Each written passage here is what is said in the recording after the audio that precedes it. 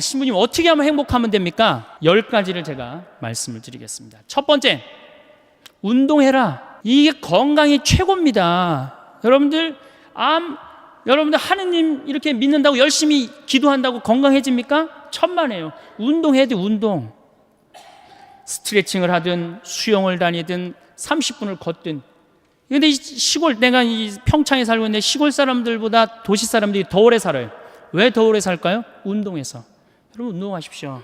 혹시 여기 몸 아픈 분들 성당에 나가면 나을까? 물론 하느님이 은총 주면 낫죠. 그 전에 운동부터 하세요. 뼈 아픈 분들 수영장 다니세요. 몸 아픈 분들 여기저기 결린 분들 스트레칭 하십시오. 벤자민 플랭클린이라는 사람이 있어요. 미국의 독립의 그 선언문을 기초한 사람이에요. 이 사람이 유명한 말을 했으면 여러분 많이 들었어요. 재산을 잃으면 조금 잃은 거고, 명예를 잃으면 반 잃었고, 건강을 잃으면 다 잃었다. 다 잃는 거예요. 아프면은 다 소용없어요. 다 소용없어요. 그러니까 운동해라. 두 번째, 감사해라. 우리 천주교 교우들이 제일 못하는 것 중에 하나가 감사야. 감사.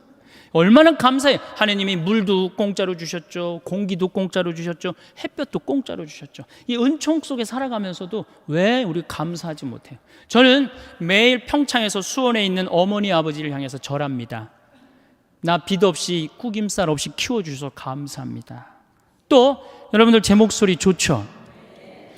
얼굴은 씹다 뱉은 수제비 같이 생겼어도 목소리 하나는 참 좋게 낳아주셨어요. 그래서 목소리 좋게 낳아주신 것에 대해서 항상 감사해요. 내가 가지고 있는 좋은 거를 늘 발견하려고 해야지, 내가 가지지 않은 거를 바라면 불행합니다. 동탄에 땅 사둘 걸 내가 왜 그걸 못 사뒀을까? 집에 갖고 매일 하면은 그 땅이 생깁니까? 안 생깁니다. 내가 가지지 못한 건 여러분들 욕심을 내면 안 돼요. 항상 내가 가지고 있는 것에 대해서 감사해야 돼요. 여러분들 아이가 첫 걸음 걸었을 때 행복했어요? 안 행복했어요? 그것만 기억하라는 거예요. 지금 흰 눈동자 95%, 까만 눈동자 5% 뜨고 확 막 댐비고 소리 지르는 거, 그걸 생각하지 말고.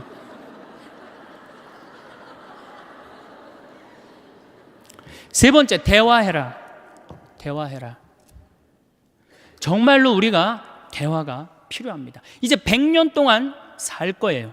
여러분들 100년 동안 살 거기 때문에 이 대화가 꼭 필요합니다. 나하고 정신적으로 맞는 사람과의 대화, 이게 굉장히 중요해요. 물론 남편이면 가장 좋죠. 아내면 가장 좋죠. 남편과 아내가 안 된다면 성당에 영적으로 깊은 사람들이 분명히 있을 거예요. 그런 사람하고 친분을 가지세요. 밥 한 그릇 사줘가면서라도 투자하셔야 돼요. 여러분들 인생을 위해서 밥 한 그릇 사줘가면서 깊은 대화를 나눌 수 있는 그런 사람을 많이 가지고 있으면 있을수록 여러분들은 행복하게 살 수 있어요. 맨날 십자가의 길 20번 하루에 내가 해리라 그런다고 행복한 게 아니에요. 네 번째, 공부해라. 자, 여러분들 초등학교 6년, 중고등학교 6년, 대학교 4년, 12년, 16년 동안 공부해서 50살까지 먹고 삽니다. 50살까지. 자, 50살부터 100살까지 살려면 어떻게 해야 될까요? 다시 공부해야 돼. 근데 우리나라 사람은 공부를 안 해요. 이게 문제입니다. 큰 문제예요. 공부 안 하는 거. 다섯 번째, TV 시청을 반으로 줄여라. 지금 이 평화방송 중계하고 있는 걸로 알고 있는데 텔레비전이 문제 중에 문제입니다. 현대의 하느님이 누가 하느님이에요? 우리 예수님이 하느님이에요? 저는 예수님이 하느님이라고 생각하지 않아요. 텔레비전님이 하느님이라고 생각해요. 여러분들 거실 정가운데 누가 모셔져 계세요? 텔레비전님 모셔져 계시죠? 쇼판 누굴 향해서 배열되어 있어요? 텔레비전님을 향해서 배열되어 있어요. 말씀하십시오. 당신 종이 듣고 있나이다. 이러면서 아침에 일어나고 누구한테 제일 먼저 문안 인사드려요? KBS님 안녕히 주무셨습니까? 더 기가 막힌 건 뭔 줄 아세요? 텔레비전님이 주무시기 전에는 절대 안 잡니다. 텔레비전님이 주무셔야지 나 오늘 하루 일과가 끝났구나. 그리고 텔레비전님이 바로 주무시면 나도 바로 불 끄고 주무셔요. 이 기가 막힌 거죠. 이거 현대 하느님? 하느님 아니에요. 여러분들이 하느님하고 영적인 세계에 빠져들으려고 그러면 텔레비전만 치시면 깊은 세계에 빠져들 수 있어요. 영적인 세계. 아니, 하늘만큼 땅만큼 하루만 안 봐도 하늘도 없고 땅도 없는 것 같아요. 아니, 하늘만큼 땅만큼 끝나고 무슨 재미로 사나 했더니 미우나 고운하를 해네. 저한테 많은 분들이 그럽니다. 신부님, 그렇게 강의를 많이 다니면서 언제 그렇게 책을 쓰십니까? 텔레비전만 안 보면 책 쓸 시간, 친구하고 대화할 시간, 공부할 시간 얼마든지 있어요. 근데 우리가 텔레비전에 하루에 3시간, 4시간 매달려 있어요. 그러니 우리의 영혼이 망가지는 거예요.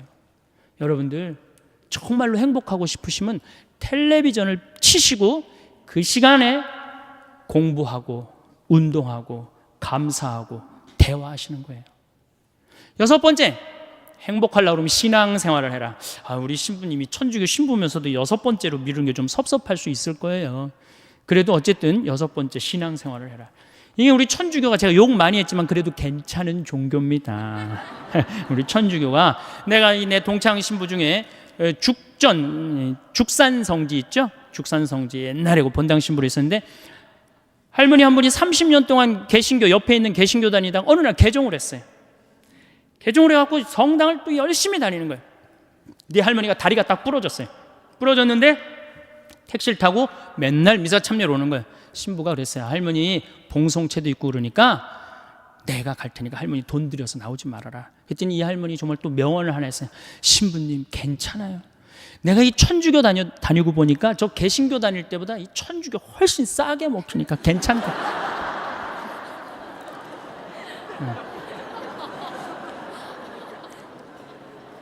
여러분들, 우리가 하느님께 의지하고 살아갈 때 마음의 평화를 누립니다. 여러분들이 세상 것에 자꾸 의지하면요 완전히 망가집니다.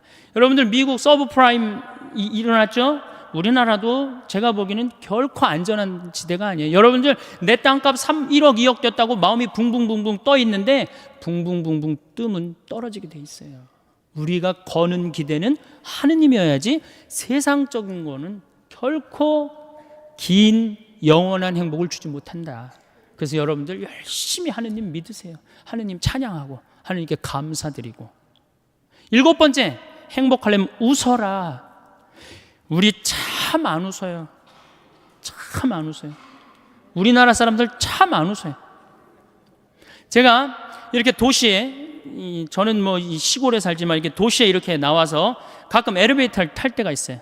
그럼 이렇게 여자들은 좀 웃으면 그렇지만 남자들은 이렇게 눈이 마주치면 반드시 제가 이렇게 웃어줍니다. 그럼 저쪽에서도 웃어주면 정말 좋겠는데 저쪽에서는 눈빛이 내가 저놈을 어서 봤더라. 그러니까 내가 이게 빵긋 웃어준 내가 더 이상한 거예요. 빵긋 웃어준 내가 더 이상한 거예요. 그러니까 여러분들 사진 찍으라고 그러면은 웃는 사람 몇 명 있어요. 절대 안 웃죠. 안 웃어 버릇했으니까. 이게 마취를 하고 수술한 사람이랑 간지러움을 태우고 수술한 사람이랑 깨어날 때 누가 덜 아프다 그래요? 간지러움을 태우고 수술한 사람이 훨씬 덜 아프다. 웃는 건 우리 삶의 큰 활력입니다. 민주주의하고 공산주의하고 결정적으로 갈린 이유가 뭐예요? 민주주의가 승리하고 공산주의가 망한 결정적인 이유는 뭐예요? 저는 민주주의는 웃어서 일어난 거고 공산주의는 안 웃어서 망했다고 저는 생각해요. 여러분들 북한 공산주의를 이렇게 비춰줄 때 웃는 거 본 적 있으세요? 거의 없어요. 개그 프로그램이 없어요. 웃을 때 경쟁력이 생기는 거예요. 여러분들 주위에 참 잘 웃는 사람, 그 사람 경쟁력이 있어요. 생전 안 웃는 사람 경쟁력 있을 것 같아요? 절대 없습니다. 웃으면 한 560개의 얼굴에 주름이 생긴다고 그래요. 근육이 움직여서. 그런 분들은 웃으면 참 예뻐요. 특히 50대 후반의 그 초로의 여인이 이게 잔주름이 잔잔해 갖고 웃을 때 너무너무 예뻐요. 그런데 만약에 평생 웃지 않아갖고 얼굴에 한 17개밖에 근육이 굵은 주름이 없어. 그분은 웃어도 무서워요. 여러분들 많이 웃으십시오. 웃는 거야말로 우리가 행복으로 갈 수 있는 지름길이에요. 그러니까 웃을 일을 많이 만들으세요. 유머도 좀 할 줄 알고, 웃긴 얘기도 좀 어서 좀 배워갖고 좀 남편한테도 한번 해주고. 8번째, 전화해라. 현대는 굉장히 외로운 병에 시달립니다. 근데 외로운 병에 시달리는 건 내가 먼저 시도하지 않기 때문이에요. 여기 혹시 어제 제가 앙성성당이라는 데서 하루 피정을 하고 왔는데 전부 다 할머니들이에요. 할머니들, 할아버지들이 있어갖고 제가 그랬어요. 자식들 다 도시에서 나가서 살지 않느냐고. 근데 도시에서 나가서 사는 자식이 전화 안 하면 섭섭합니까? 그랬더니 섭섭하대요. 섭섭할 시간 있으면 먼저 전화해라. 여러분들 자식들이 전화 안 한다고 섭섭할 시간 있으면 먼저 하시면 되잖아요. 나는 수원교구 신부인데 평창에 들어서 살고 있어요. 그런데 나한테 전화 안 한다고 내가 외로워, 괴롭다 뭐 이럴 시간 있으면 먼저 전화하면 돼. 내 동창 중에 우리 수원교구 복음화 국장을 하고 있는 신부인데 로마에 유학을 갔어요. 6년 동안 한 달에 3번씩 꼬박꼬박 나한테 전화해요. 생태마을 농사는 잘 되냐, 교육은 잘 들어오느냐, 넌 잘 있느냐. 한 달에 꼬박꼬박 쓰고 난 6년에 딱 한 번 전화했어요. 레오나르도 다빈치 공항에 내가 8월 30일 날 가니까 나와라. 딱 한 번. 그런데 그 신부를 싫어하는 신부가 없어요. 다 누구한테나 전화를 하니까. 그놈이 6년 동안 로마에서 나한테 전화해 주는데 얼마나 좋아요. 흠이 있다면 꼭 수신자 부담으로 하는 게 흠이기는 하지만.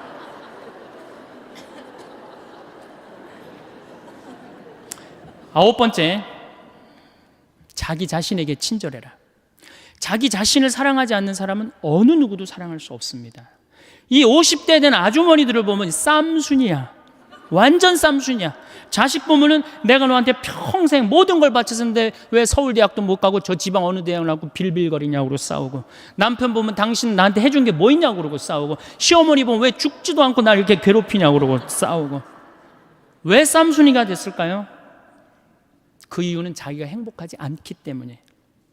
저는 저한테 참 잘합니다. 잘하려고 노력해요. 저는 내가 냉면이 먹고 싶다 그러면 총회장이 사줄래나, 부회장이 사줄래나, 성무회장이 사줄래나 안 기다립니다. 냉면이 먹고 싶으면 내 돈 들여서 내가 사 먹어요. 아니 총회장이 내가 냉면이 먹고 싶은지 무슨 짜장면이 먹고 싶은지 어떻게 알아요? 그걸 기다리고 언제 앉아 있어요? 여러분들도 여러분들 먹고 싶은 거 있으면 여러분들 돈 들여서 사 먹어요. 그리고 오늘 당장에 애들 학원 먼저 끊어요. 학원 끊고 그 돈 가지고 일단 여행 먼저 갔다 오세요. 그럼 자식한테 절대 원망하지 않습니다. 10번째, 이웃에게 친절해라. 9번째까지 하면은 매력 없는 사람이에요. 근데 우리 천주교 하느님 믿는다 그러면서 얼마나 우리가 정말로 강팍하게 사는지 몰라요. 정말 이 사람들이 매일 십자가 얘기라고 매일 참회 예절하는 사람인가 의심이 갈 정도로 강팍하게 삽니다. 여러분들 1,000원 가지고 괴로워하고 갈등하고 아파해 본 적 있어요, 없어요? 있습니다. 지하철을 탔어요. 갑자기 문이 열리더니 어두운 밤에 캄캄한 이러면서 아니 이 맹인이 이렇게 장님이 이렇게 지나가고 있어요. 그럼 그때부터 괴로워하기 시작하는 거예요. 1,000원을 줘야 되나 말아야 되나. 이게 앞에 지나가면 이제 얼굴이 빨개졌다 하얘졌다 합니다. 이걸 꺼내 아무도 안 주는데 이게 용기가 안 난다. 뒷꼭지 보고 무슨 생각을 하냐면 그래도 1,000원을 줄 걸. 이런 나를 하느님이 보고 무슨 생각을 할 것 같아요? 저걸 천당에 데리고 와야 되나 말아야 되나. 하느님도 똑같이 내가 이웃한테 베푸는 만큼 하느님도 베풀어요. 근데 이놈은 1,000원을 가지고 그렇게 갈등하고 괴로워하고 힘들어하니 그게 무슨 십자가 얘기를 했는데 무슨 소용이 있어요? 사실 제가 신학교 2학년 때 명동에, 저는 수원신학교 졸업했기 때문에 명동에 오면서 갈등을 한 적이 있어요. 아니 전철에 앉아 있는데 지나가는 거예요. 1,000원을 줘야 되나 말아야 되냐. 굉장히 결국 못 줬어요. 신학교에 가만히 앉아 있는데 기가 막히더라고. 하느님 위해서 모든 걸 내놨대는데 이놈은 1,000원 가지고 이렇게 괴로워하고 번뇌하고 아파하는 내 자신이 너무 한심하더라고요. 그 다음부터 저하고 약속을 했어요. 만나면 무조건 5,000원, 10,000원을 주리라. 1년에 몇 번 만나요? 그 후로 5,000원, 10,000원을 주고 나니까 그렇게 평화로워요. 5,000원, 10,000원을 주고 나니까 그 다음에는 10,000원, 20,000원도 너무너무 쉬워요. 10만 원도 쉬워요. 여러분들 어때요? 내가 시장에 나갔어. 시장에 나갔는데 저기서 이 다리 잘린 분이 고무 타이어하고 끌고 와. 야, 하늘나라에 공덕살 기회가 왔다 하고 내줘야 되는데 무슨 생각해? 제발 내 쪽으로만 오지 말아다오.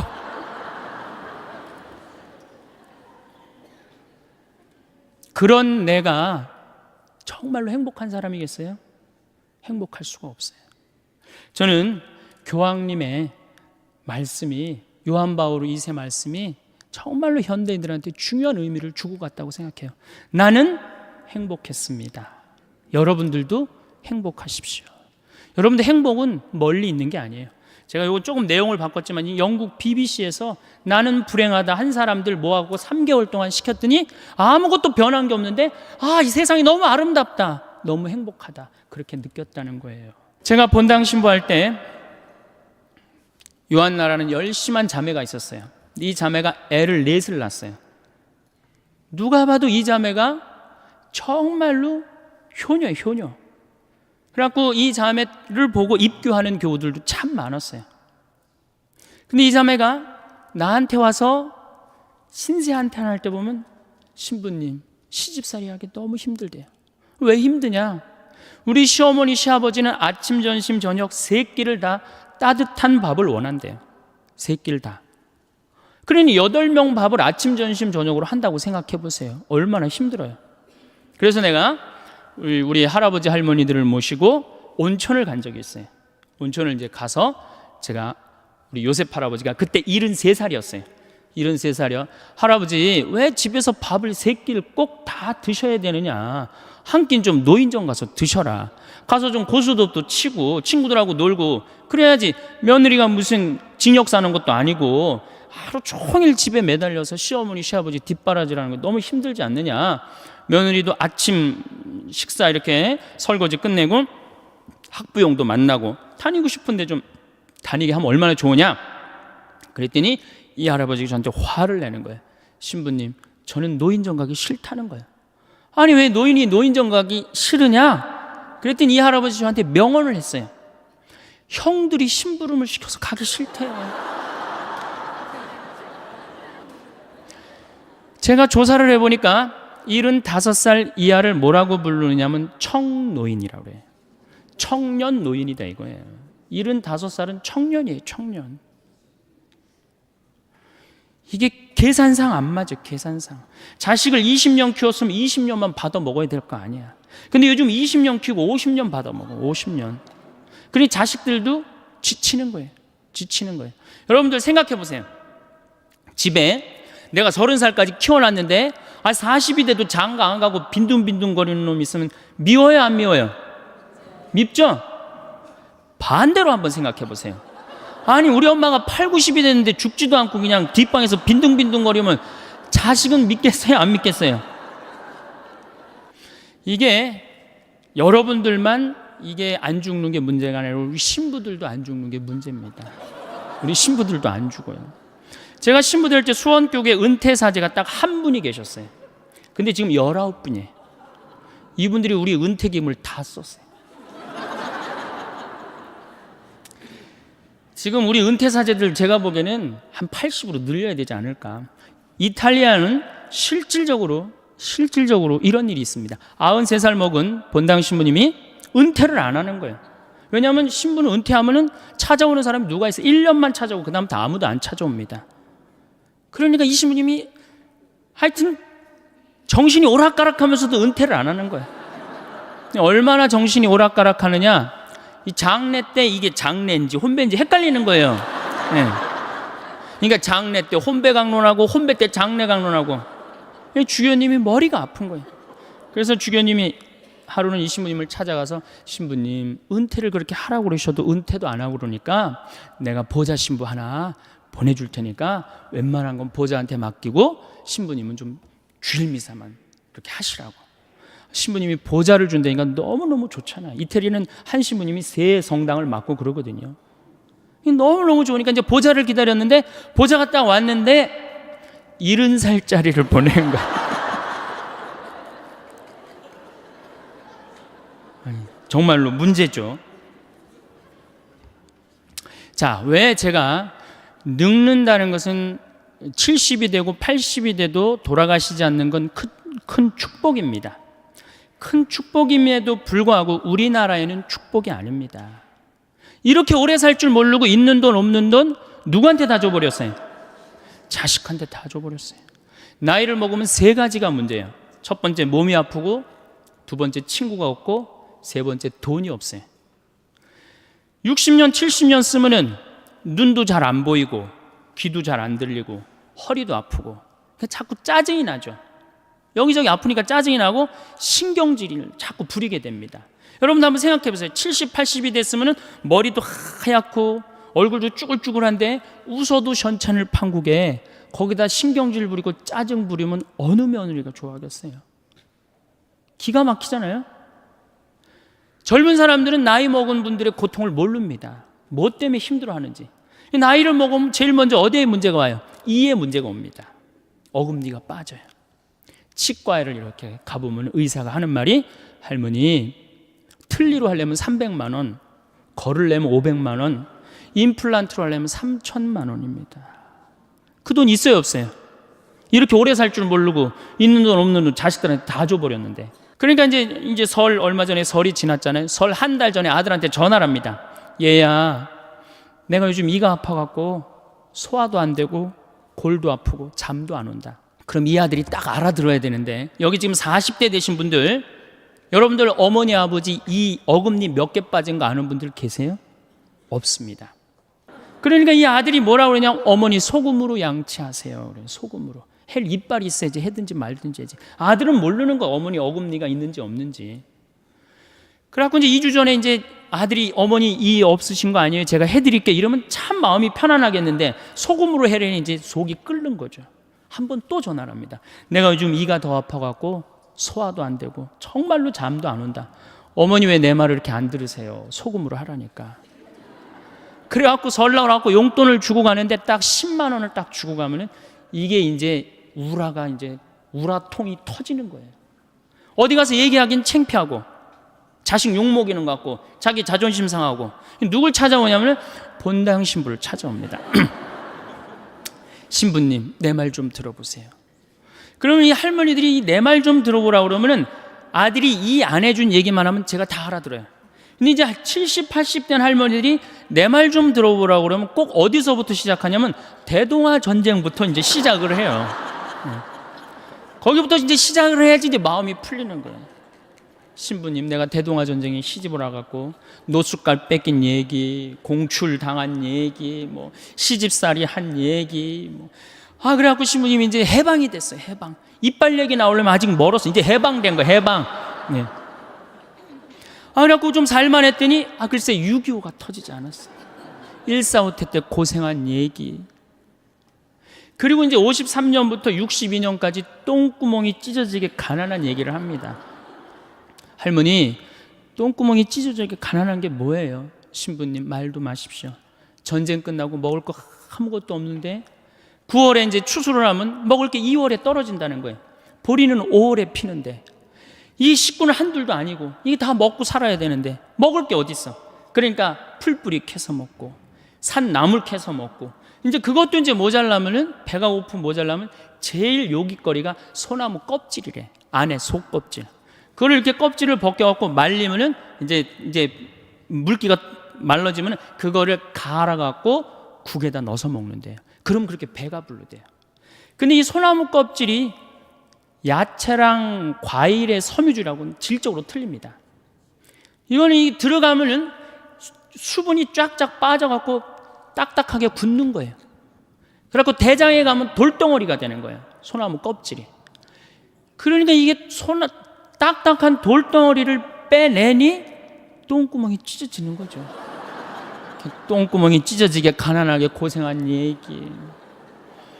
그래갖고 논 팔고 소 팔고 이렇게 해갖고 내가 내 자식을 이렇게 키워놨는데 나 늙었다고 이렇게 내 이해 하나 해주지 않는다고. 신부님, 나 인생 헛살았다. 불행한 거죠. 불행한 거죠. 인생 헛살았다. 신부님, 억울해서 못 살겠다. 그 얘기를 합니다. 자, 이렇게 몸이 아파요. 그 다음에 친구가 없어요. 나이를 먹으면은 자꾸 줄어듭니다. 떠나가고 죽고. 그리고 내가 한번 친구한테 얻어먹었으면 그 다음에 또 사야 되는데 내가 돈이 없어. 그러면은 안 만나게 되는 거예요. 자꾸 자신감이 없고 방안이 있는 거예요. 그러니까 우리나라 노인들은 너무너무 불쌍한 거예요. 외롭고. 거기다 이제 속까지 좁은 거죠. 왜? 누가 친구야? 뒷방에 벽이 내 친구야. 인생 복귀하는 거 매일 앉아서 대동아 전쟁부터 쫙. 그러니 한숨 한 번 쉬고 벽 한 번 쳐다보고 한숨 한 번 쉬고. 그러니까 속 좁죠. 짜증 부리죠. 신경질 부리죠. 얼굴 쭈글쭈글하죠. 머리 하얗죠. 이런 시어머니 90까지 모시고 산 며느리 있으면은 장례미사 끝나자마자 본당 신부가 할 일이 있습니다. 교황청에 연락해서 그 며느리 바로 시성식 해줘야 돼. 대단한 며느리입니다. 대단한 며느리. 끝으로 돈이 없어요. 이게 제일 문제입니다. 나이를 먹어갖고 돈이 있으면은 어떻게 해요? 절대 괄시 안 받습니다. 근데 돈이 없으니까 한 60, 70까지는 효심으로 하지만 80, 90 넘어가면 효심으로 못 합니다. 그땐 사랑으로 해야 되는데 우리는 사랑도 없어요. 사랑도. 제가 이 불란서 쌍젤리제 거리를 이렇게 밤에 가보니까 거기에 쫙 있는 분들이 할머니들밖에 없어요. 할아버지들밖에. 와인 한 잔 시켜갖고 탁 팔짱 끼고 나와서 음악 듣고 집시들이 연주하면 1유로 탁 내고. 젊은 사람 하나도 없어요. 젊은 사람. 작년에는 제가 재작년이네, 오스트리아 비엔나를 갔다 왔어요. 갔다 왔는데 거기 비올라 공부하는 친구랑 제일 맛있는 음식점이 시청 근처래요. 그래서 거기 가서 먹자.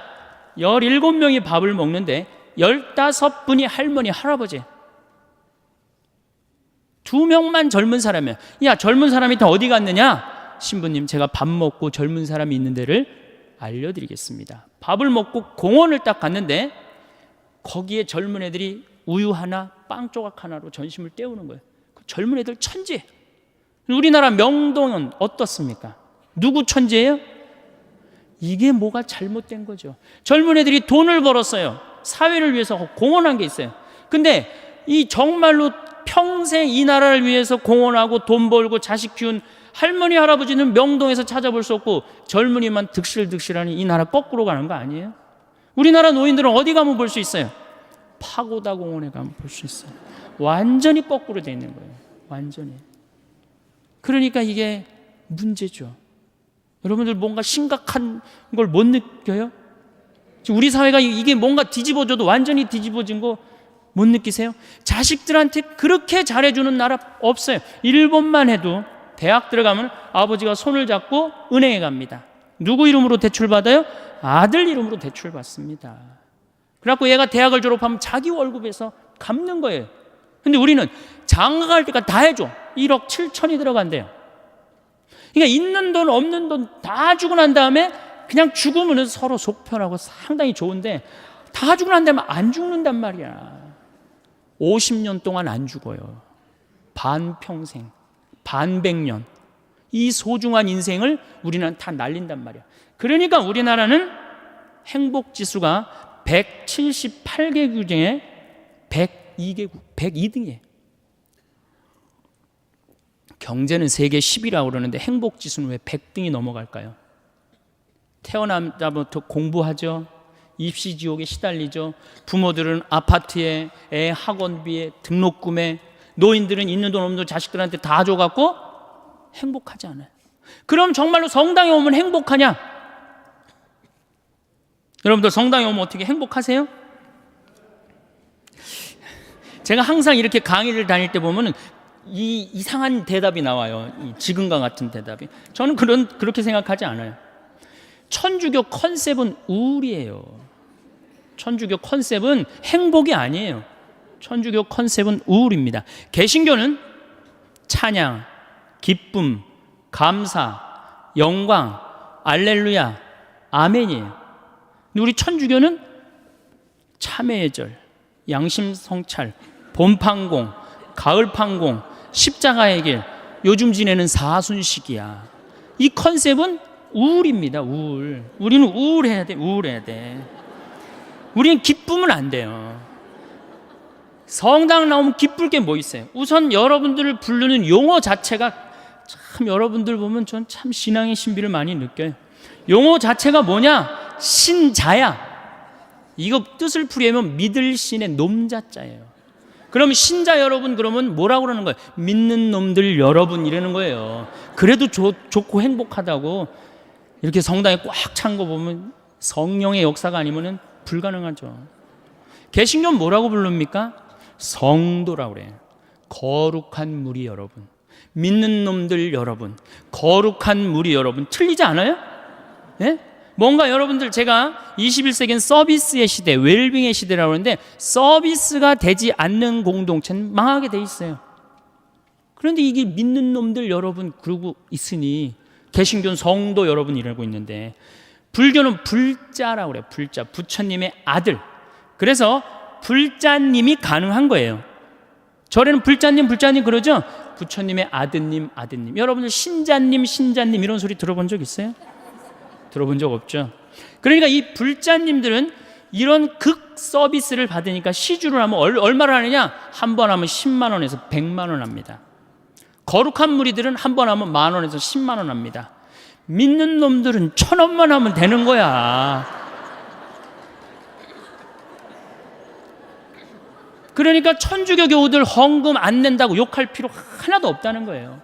정말로 우리 교회가 교우들을 정말로 감동을 시켜주고 서비스를 해준다면은 전 교우들 헌금 많이 된다고 믿습니다. 네. 그래서 이 로리 베리 존슨이라고 최고 경영자 CEO라는 책을 쓴 개신교 미국의 그 컨설팅 회사 사장이 있어요.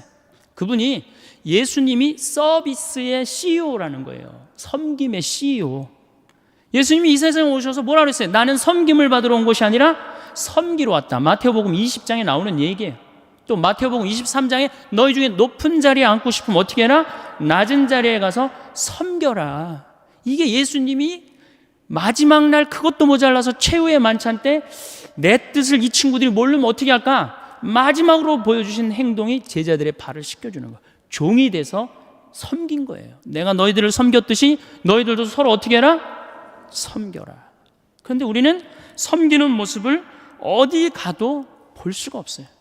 우리 교회는 명령하고 통치하고 다스리는 면이 훨씬 큽니다.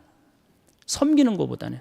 저는 얼마 전에 개신교 목사님들 헌금 무슨 세금 안 낸다고 막 큰 교회들 막 두들겨, 저기 막 언론에서 그랬죠? 막 두들겼죠? 그런데도 거기에 3만 명, 5만 명 왜 맨날 올까요?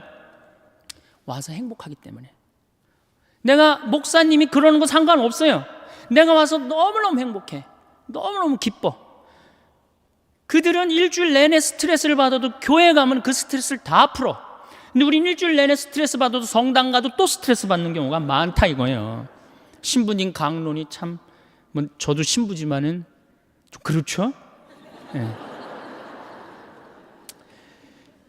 우리 여기 대부분이 지금 여성들인데, 시아버니 호랑새요, 시어머니 꾸중새요, 동생 하나 한림새요, 한량새요, 신우 하나 뾰족새요, 시아집이 뾰중새요, 남편 하나 미련새요, 자식 하나 우는새요, 나 하나만 썩을 셀새.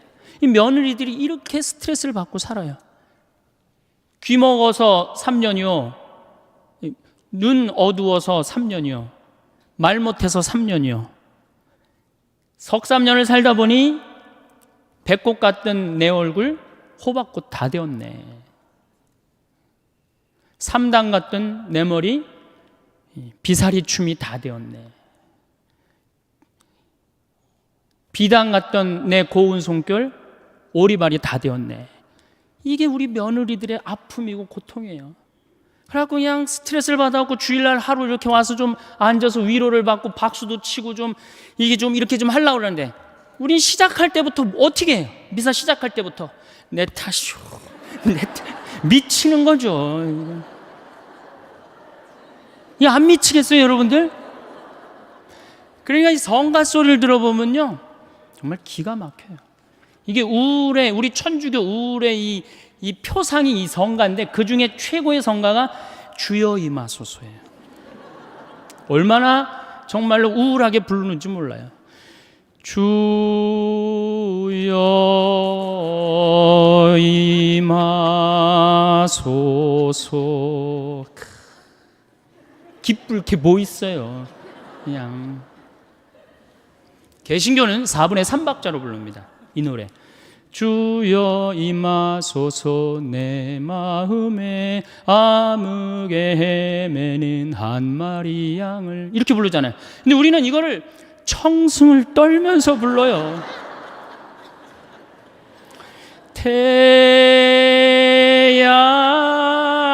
태양과 같으신 사랑.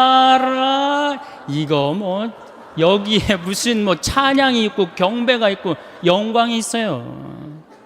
그러니까 미사하고 나면 힘이 하나도 없는 거야. 일주일 내내 스트레스 받고 성당에 와서도 완전히 그냥 뭉개지고 가는 거예요. 그러니까 제 말은 천주교의 기본 컨셉은 우울이다 이거예요. 우울. 그럼 우울의 극치가 있어요. 성지순례입니다. 이게 우리 천주교 성지순례 이게 많이 바뀌어야 되는 건데 5월이나 9월 달에 성지순례를 가요. 그렇죠? 5월이 얼마나 계절이 예뻐요.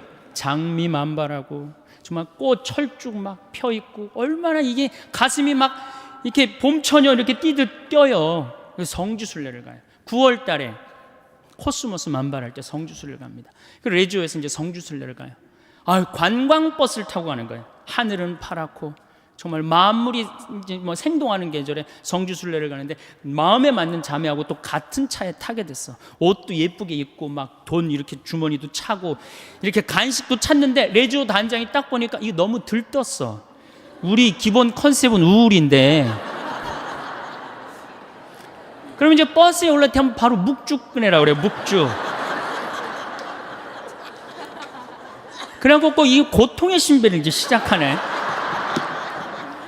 뭐 예수님 뭐 가시관 쓰심을 묵상합시다. 뭐 두들겨 맞으심을 묵상합시다. 뭐 피땀 흘리심을 이렇게 오단하고 나면요 하늘이 파랗게 뭐가 지금 파래. 지금 예수님이 지금 십자가에 올라갔다 내려왔는데 그것만 해도 제가 보기엔 충분해요. 그런데 이제 솔매를 이제 성지순례를 가면 이 또 누가 사회자가 김대건 신부님의 생애를 또 읽기 시작하네. 이 또 그걸 이제 구구절절히 읽으면 관광버스 안에 한숨 소리가 이제 나오는 거야. 에휴, 우리 신부님, 불쌍한 신부님. 그래갖고 이제 신부님이 이제 조선에 이제 부제 때 이제 이렇게 입국을 해서 보니 참 조선교회가 기가 막히잖아요. 신부 없이 39년에 다 돌아가셨으니 목자 없이 몇 년을 지낸 거예요. 성사를 했나, 미사를 영했나, 세례를 받았나. 그런데 빨리 내가 이 신부님들을 모셔와야 되겠다. 배를 타고 떠나는데요 12m짜리 배를 타고 떠납니다. 어부들이 김대건 신부님이 해양법을 아는 줄 알았어요. 근데 김대건 신부님은 저쪽으로 가면 중국일 거다. 그리고 떠난 거예요. 그러니 고생을 얼마나 했겠어요. 정말 대단한 분이죠. 그래갖고 그냥 20일 동안 먹지도 못하고 난파를 당합니다. 노도 떨어지고 뭐 닷도 그냥 없어지고 하여튼 기적으로 이제 상황에 도착해갖고 신부님 서품을 받고 다시 돌아오죠. 똑같이 고생을 하는데 왔는데 제주도네. 조선인 줄 알고 왔는데 그래갖고 다시 또 이제 인천으로 들어가갖고 신부님이 사목 활동을 하다가 주무시지도 않고 사제가 더 필요하다 그래서 사제를 영입하려고 그러다가 순위도에서 붙잡히시죠. 6월 달에 6월 달에 붙잡혀하고 9월에 순교를 하는데 이 젊은이가 관아에서 라틴어하지, 불어하지, 중국어하지, 우리나라 말하지 이런 인재가 어디 있어요? 그러니까 회유를 해도 신부님, 우리 대장 예수님 이러면서 교우들 보아라. 난 이제 하늘나라로 간다. 이렇게 굳건한 신앙을 가졌으니 신부님을 때리죠. 때리니까 6월에서 9월에 순교하니 여름을 지나잖아요. 허벅지에 구더기가 나고 그냥 정말로 고생을 하죠. 그런데 여러분들은 뭐 하는 거냐?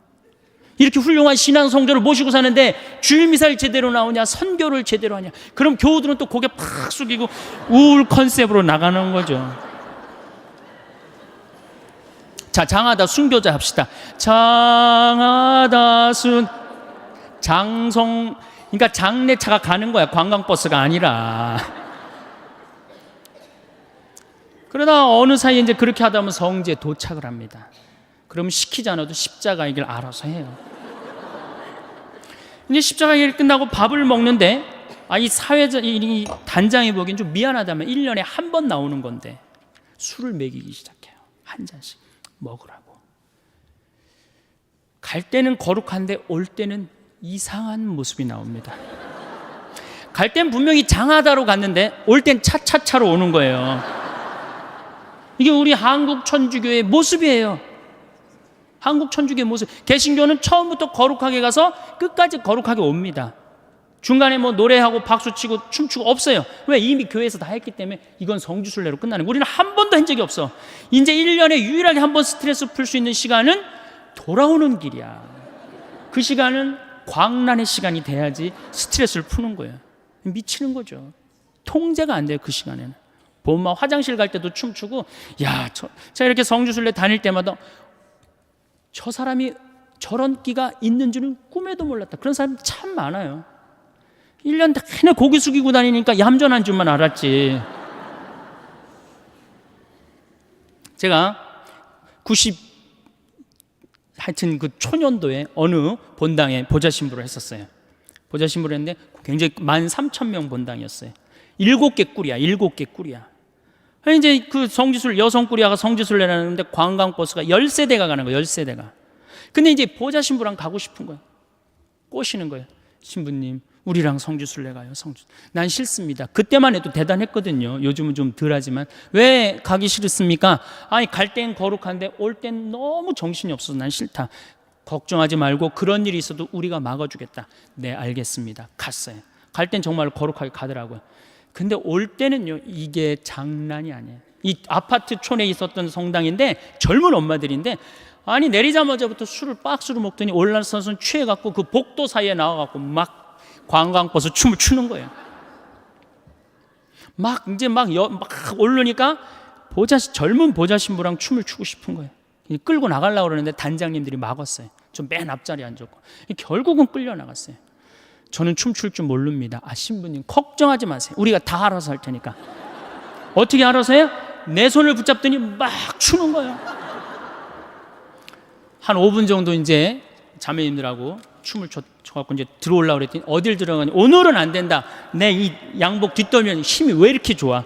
그러니까 갈 때는 자매님들인데 올 때는 아줌마로 변합니다. 아줌마로. 그래갖고 좀 앞에서 막 춤을 추면 저 뒤에서 뭐라고 그러냐? 야, 니네만 신부님 데리고 놀지 말고 뒤로 좀 보내.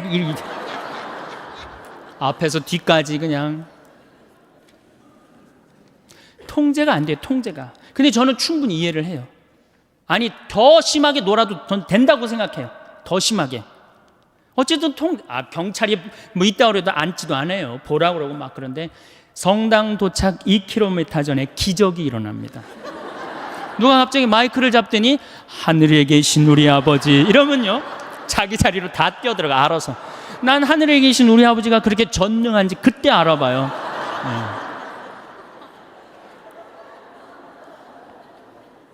은총이 가득하신 마리아 하면은 이제 머리를 쓰다듬습니다. 머리를 성모님 마음을 가라앉혀 주죠. 영광이 하면요 다시 우울 컨셉으로 돌아갑니다. 아니, 누가 하느님을 믿으면서 그렇게 우울하라고 그랬어요? 누가 하느님을 매일 성체를 영하면서 누가 그렇게 우울하게 살라고 그랬어요? 여러분들, 예수님께서요, 첫 강론, 당신이 구원 사업의 첫 강론이 뭐였느냐 하면은, 구약성서는 해지 말아라, 이거 하면 안 된다, 저거 하면 안 된다, 이렇게 하면 안 된다, 맨 해지 말아야 했는데, 예수님의 첫 강론은 뭐였냐면 해라야. 해라. 어떻게 해라? 행복해라. 첫 강론이 산상설교예요. 행복해라. 마음이 가난한 사람들 행복해라. 마음이 온유한 사람들 행복해라. 마음이 깨끗한 사람들. 첫 강론이 행복해라라는 강론이면 예수님이 우리에게 주고 싶었던 건 뭐였을까요? 행복입니다. 우리는 하나님을 믿으면서 행복해야 돼요. 근데 그놈의 행복은 다 2000년이 지나고 난 다음에 어디 가고 우리는 우울만 남아 있습니까? 5장 8절에 뭐라고 그러시냐면은, 너희는 기뻐하고 즐거워하여라. 하늘나라에서 받을 상이 크다. 이 기가 막힌 예수님의 강론을 우리는 왜 까먹고 사는지 몰라요. 이걸 이어받은 사도 바오로가 데살로니가전서 5장 16절에 뭐라고 그래요? 항상 기뻐하시오, 항상 감사하시오, 항상 기도하시오, 이랬잖아요. 근데 우리는 늘 우울해요. 그래서 이게 지금 3시간짜리 강의인데 제가 1시간으로 줄인 겁니다.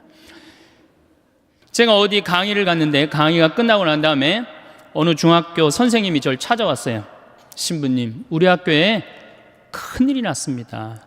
뭐 이렇게 큰일이 났습니까? 그랬더니 남자 학부형들이 대책회의를 한대요. 무슨 대책회의를 하냐? 1등부터 10등까지는 여자아이들이 하고 11등부터 남자아이들이 한대요. 그래갖고 어떻게 하면 우리 아들을 10등 안으로 집어넣을 수 있을까? 그 대책회의를 한대요. 그래서 21세기는 정말로 여성의 시대다. 왜 여성의 시대가 왔느냐? 왜 남자아이들이 시험을 못 보느냐? 조사를 해봤는데 이유는 딱 한 가지래. 컴퓨터 게임 때문에 그렇다고 그래요. 지금 중고등학교 아이들 모든 가정의 갈등의 원인은 컴퓨터 게임입니다. 그 다음에 또 남자의 특성 중에 하나는 개떼처럼 몰려다니는 걸 좋아한대, 남자애들. 그러니까 이 여자아이들하고 경쟁해서 이길 수가 없다는 거예요. 그러니까 지금 초등학교, 중고등학교 아이들에서는 지금 훨씬 더 많이, 이미 미국은 하버드 대학에 여학생이 더 많이 합격을 하고 있죠. 이렇게 살기 좋은 세상이 왔는데 우리나라 여자들은 사회에 참여하지 않습니다. 16대 국회의원 때 우리나라 여성 국회의원이 16명이었어요. 300명 중. 17대 39명이었어요. 10% 겨우 넘었습니다. 스웨덴은 47%, 덴마크는 28%. 그러니까 잘 사는 나라일수록 어때요? 여성의 사회 참여율이 높습니다. 근데 우리나라는 이렇게 살기 좋은 세상이 왔는데 우리나라 여성들은 사회에 관심이 없어요. 엎어지든 뒤집어지든 대운하가 되든 말든 그게 그렇게 중요하지 않습니다. 정말 중요한 건 뭐예요? 자식 교육. 여기에 미쳐 있어요. 또 하나, 텔레비전. 이 두 가지에 미쳐 있어요. 이게 정신이 없는 거예요. 이 자식 교육을 보면은 우리나라 여성들이 얼마나 자식 교육에 미쳐 있느냐 하면은 요즘 엄마들은 애를 하나밖에 안 놓잖아요. 하나밖에 안 놓으니까 임신을 딱 하는 순간 내가 하느님께서 나에게 정말로 생명을 주셨구나. 이 생명이 세상에 나와서 행복하게 살았으면 좋겠다. 이 자연을 마음껏 누리고 살았으면 좋겠다. 이런 생각 안 합니다. 임신하는 순간 내 뱃속에 서울대학 C가 들어왔다고 생각을 해요. 서울대학 C가. 이 C를 잘 꼽혀갖고 서울대학에 집어넣어야 된다고 생각을 해요. 그래서 이 C한테 글자를 가르치기 시작합니다. 도화지에 이렇게 써놓고 대한민국, 대통령, 뭐 판사, 좋은 건 다. 요즘은 2개 국어를 할 줄 안다고 애들이 뱃속에서 알아듣는다고 영어로 How are you today, my baby? It's cold. 요즘 춥다 이거죠. 그리고 영어로 얘기를 한다는 거예요. 그러니까 얘는 뱃속에 있으면서부터 교육을 받습니다. 이걸 뭐라고 그러냐면 태교라고 그러죠. 참 불쌍한 아이들이죠. 엄마의 태를 열고 세상에 나왔어요. 세상이 얼마나 이뻐요. 구름도 예쁘고 지금 달이 너무너무 이쁘게 떴더라고요. 달도 이쁘고 별도 이쁘고 비도 이쁘고 눈도 이쁘고 그 이쁜 걸 아파트 베란다 창문을 통해서 보고 싶은데 이 잔인한 엄마들이 너는 세상을 볼 시간도 없고 자격도 없어. 그래서 아파트 베란다 창문, 큰 창문의 한쪽에는 가나다라마바 차타카트를 붙여놓고 또 반대 창문에는 A, B, C, D, E, F, G를 붙여놓는단 말이에요. 누워서 모빌이 돌아가는데 기역, 니은, 디귿, 리을이 돌아가요. 창문을 봐도 글자, 모빌이 돌아가는데도 글자. 겨다닐만 할 때 되면 우리 엄마들이 어떻게 하느냐? 텔레비전에는 텔레비전이라고 그 밑에다 써놓고, 의자에는 의자라고 써놓고, 냉장고에는 냉장고라고 써놔요. 어딜 가도 글자니까 요즘 애들이 몇 살에 한글을 띄냐면 5살이면 한글을 띱니다. 모르는 글자가 없어요. 우리 생태마을에 이 아빠 캠프를 옵니다. 아이들이 5살 어린이집 아이들이 보편제한 기도를 읽어요. 그게 기가 막히잖아요. 천재 아니야, 천재. 저한테 데리고 옵니다. 여러분들 40대 넘은 분들 중에 혹시 글 띄고 학교 들어가신 분들 계세요? 전 초등학교 1학년 내내 빵점 받았어요. 받아쓰기. 글이 뭔 줄 알고 들어가요. 어느 날 어머니가 여기 수건 달아주니까 이게 학교 가는 건가 보다 하고 갔죠. 근데 그런 엄마가 내 아이가 5살 때 한글을 띄었다. 흥분됩니까? 안 됩니까? 흥분되죠. 저한테 데리고 옵니다. 신부님, 우리 애가 천재인가 봐요. 왜요? 텔레비에 나오는 글자 모르는 글자가 없어요. 안수기도 축복기도 해지 않는 거죠. 천재한테.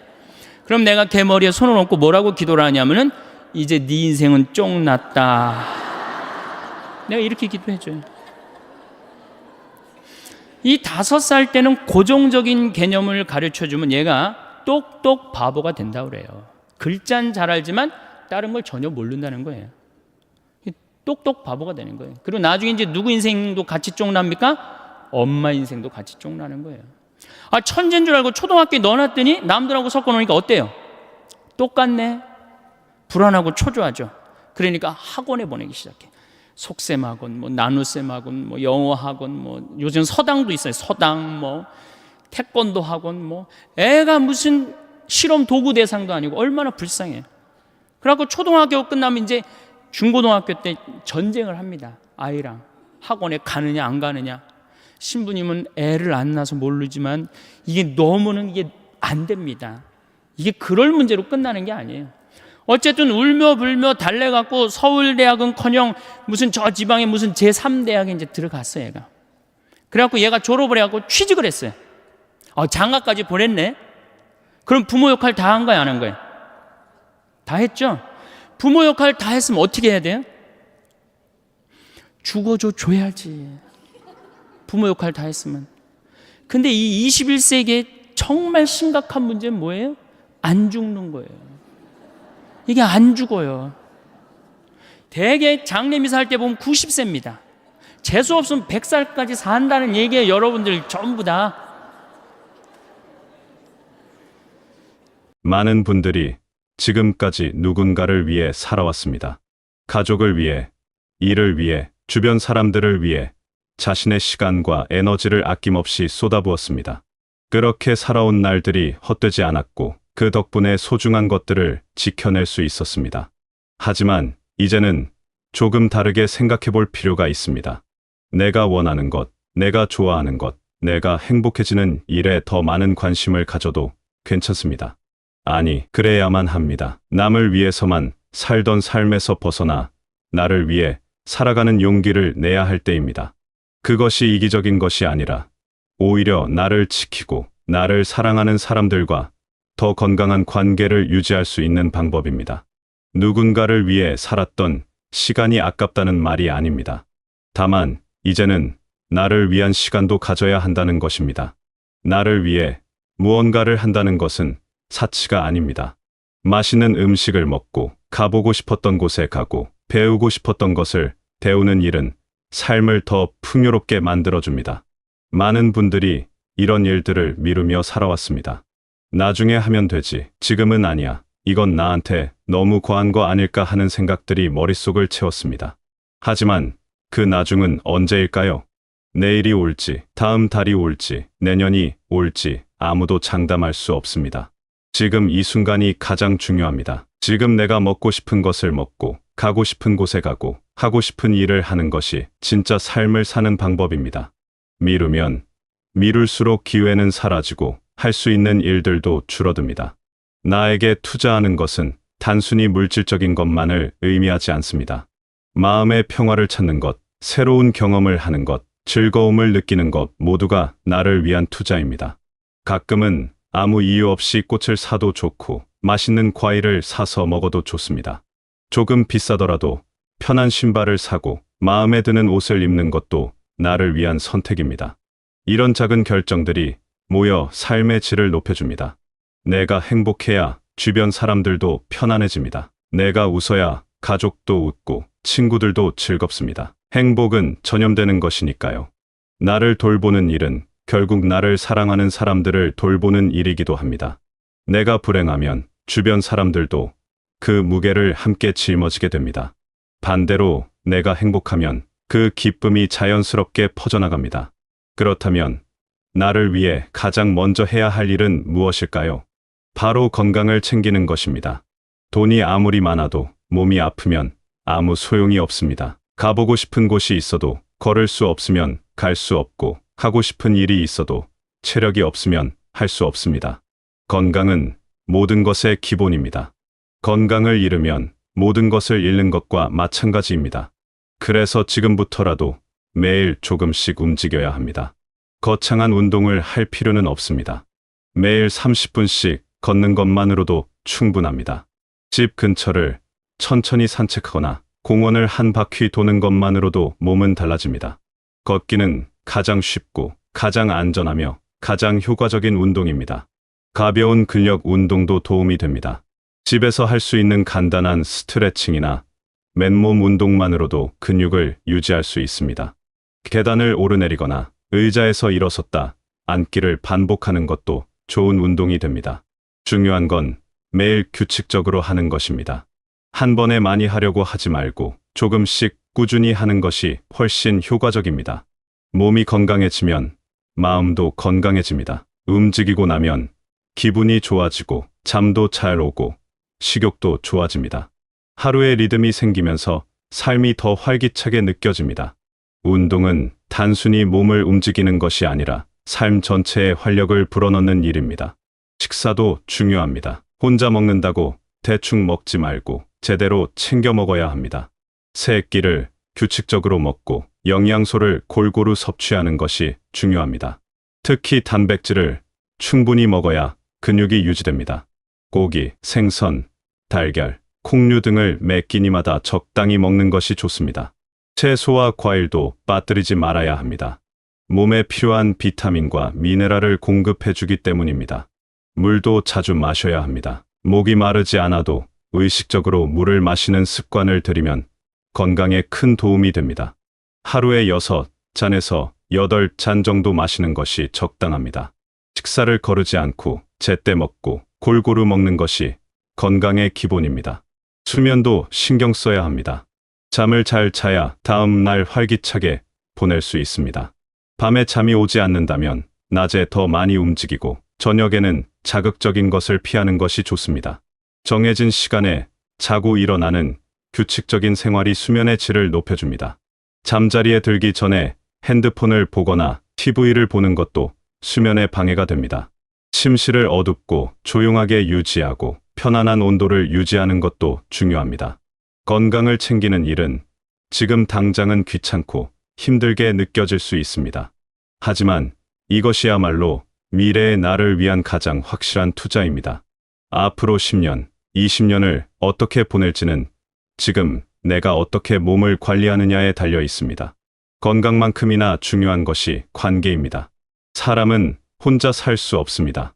함께 이야기하고 웃고 시간을 보낼 사람이 필요합니다.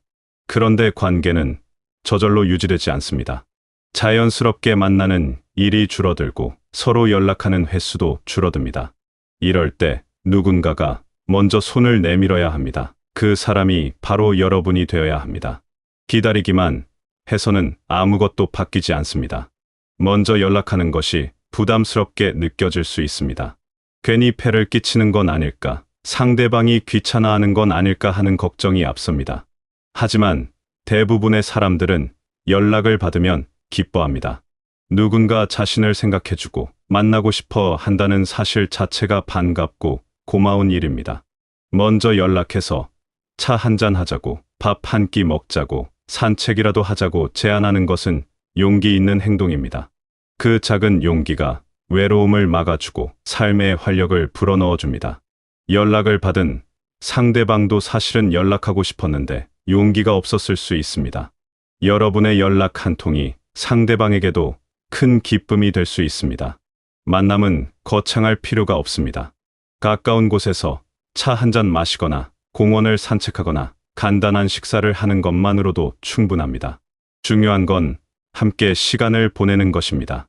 그 시간 동안 이야기를 나누고 서로의 안부를 묻고 함께 웃는 것이 관계를 단단하게 만들어줍니다. 정기적으로 만나는 모임을 만드는 것도 좋습니다.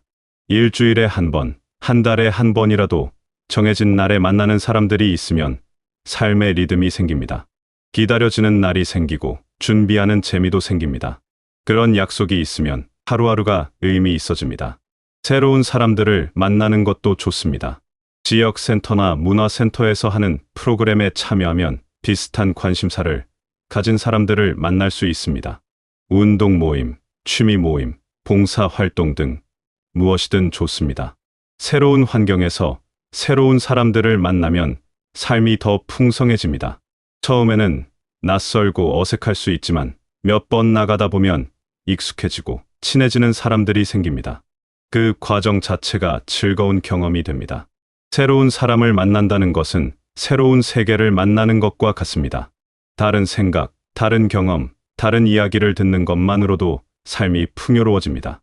외로움은 스스로 해결해야 하는 문제입니다. 누군가 찾아와 주기를, 누군가 먼저 연락해 주기를 기다리면 외로움은 더 깊어집니다. 내가 먼저 움직여야 합니다.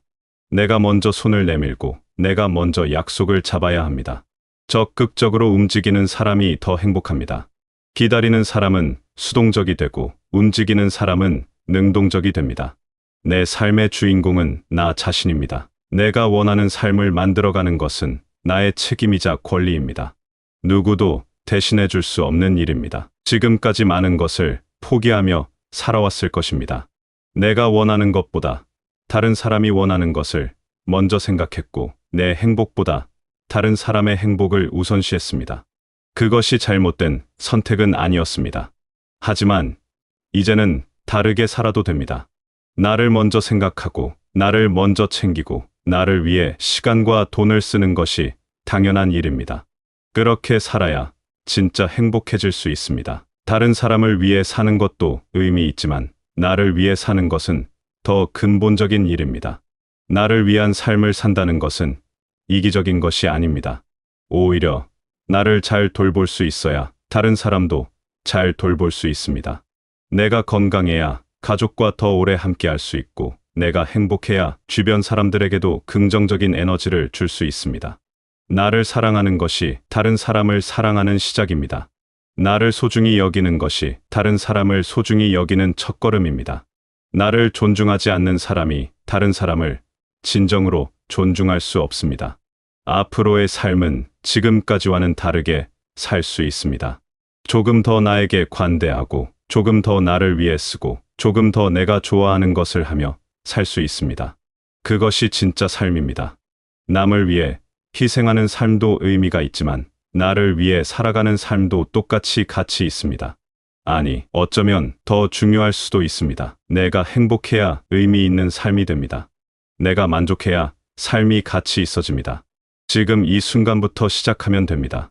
오늘 맛있는 걸 먹어보고 내일은 조금 더 걸어보고 모레는 오랜만에 친구에게 연락해보는 것으로 충분합니다. 작은 변화들이 모이면 삶 전체가 달라집니다. 나를 위한 선택들이 쌓이면 나를 위한 삶이 됩니다. 그 삶은 누가 대신 만들어주지 않습니다. 내가 직접 만들어가야 합니다. 하루하루의 작은 선택이 모여 인생을 만듭니다. 이제는 나를 위해 살아갈 용기를 내시길 바랍니다.